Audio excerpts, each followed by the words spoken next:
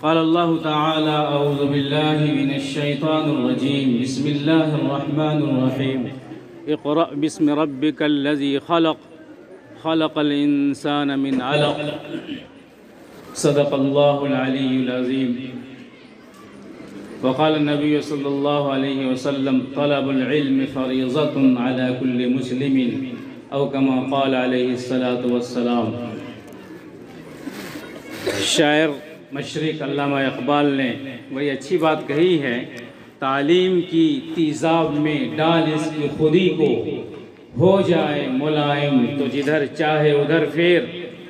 دوسری جگہ کہا: اللہ سے کرے دور تو تعلیم بھی فتنہ، املاک بھی، اولاد بھی، جاگیر بھی فتنہ.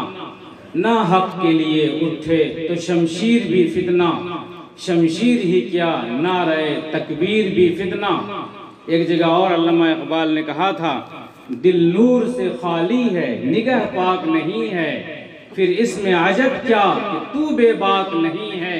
وہ آنکھ کی ہے سرمے افرنگ سے روشن، پرکار و سخن ساز ہے، نمناک نہیں ہے. ایک جگہ اور انہوں نے کہا: مثال ماہ چمکتا تھا جن کا داغ سجود، خرید لی ہے فرنگی نے وہ مسلمانی. اور اکبر الہ آبادی نے تو حد ہی کر دیا.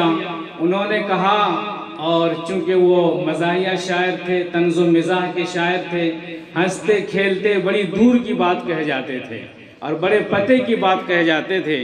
وہ کہتے ہیں: کیا کہوں احباب کیا کار نمایاں کر گئے، کیا کہوں احباب کیا کار نمایاں کر گئے. بی اے کیا ٹیچر بنے، پینشن ملی اور مر گئے. بی اے کیا ٹیچر بنے، پینشن ملی اور مر گئے. اسکولی تعلیم، ٹیچر اور اس کا نظام تعلیم کو مکمل آپ دیکھیں گے تو اکبر الہ آبادی کے اس ایک چھوٹے سے شعر میں انہوں نے کوزہ میں بند کر دیا ہے پورے سمندر کو، پورے نظام تعلیم کو.